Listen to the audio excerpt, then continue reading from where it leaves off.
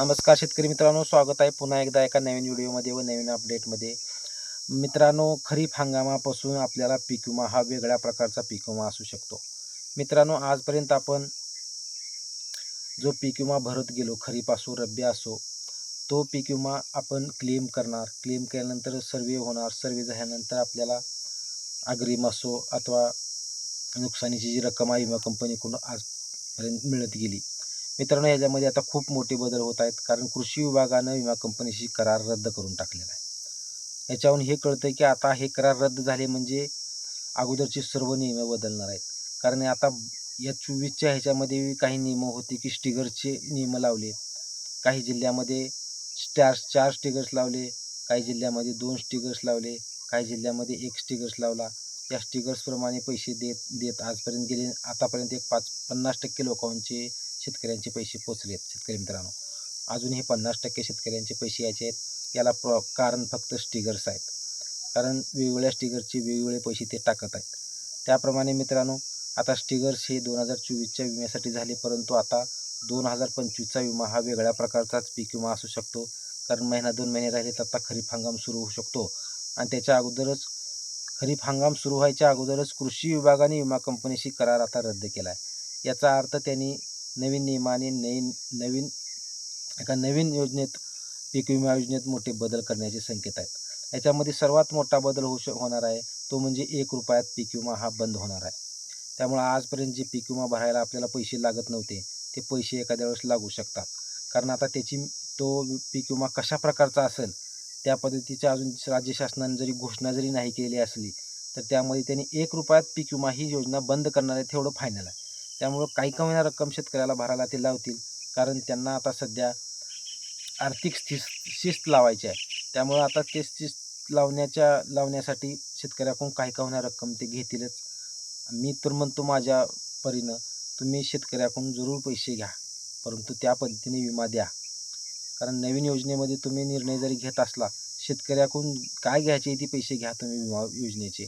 विम्याचे पैसे घ्या, परंतु शेतकऱ्याला त्या पैसे भरलेल्याच्या मोबदल्याप्रमाणे विमा द्यावा, अशी माझी वैयक्तिक इच्छा आहे.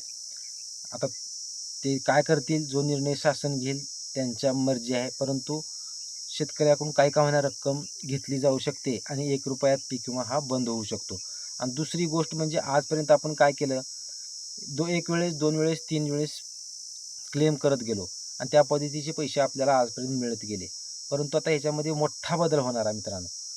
कारण कोणचा बदल होणार आहे, की आपण वेगवेगळ्या क्लेम केले तर वेगवेगळे पंचनामे होऊन वेगवेगळे पैसे आपल्याला आजपर्यंत पडत गेले. परंतु मित्रांनो, आता तुम्ही यावेळेस येणाऱ्या खरीप हंगामापासून जो नवीन प्रकारचा पीक विमा आहे, त्याच्यामध्ये आता तुम्ही कितीही वेळेस क्लेम केला तर तुम्हाला पैसे मिळण्याची जो आधार आहे, तो पीक कापणी प्रयोगाच्या आधारावरच मिळणार आहे.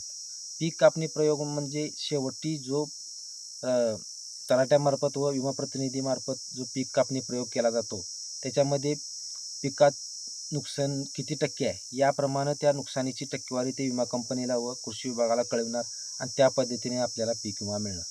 त्यामुळे त्याही थोडं जाचकच आहे. कारण एखाद्या शेतकऱ्याचं जर पेरल्यानंतर पूर्ण पीक जर पाण्यात गेलं, तर त्या शेतकऱ्याचं मोठं नुकसान होऊ शकतं. तर त्या पद्धतीचा विमा आता राहू शकणार नाही.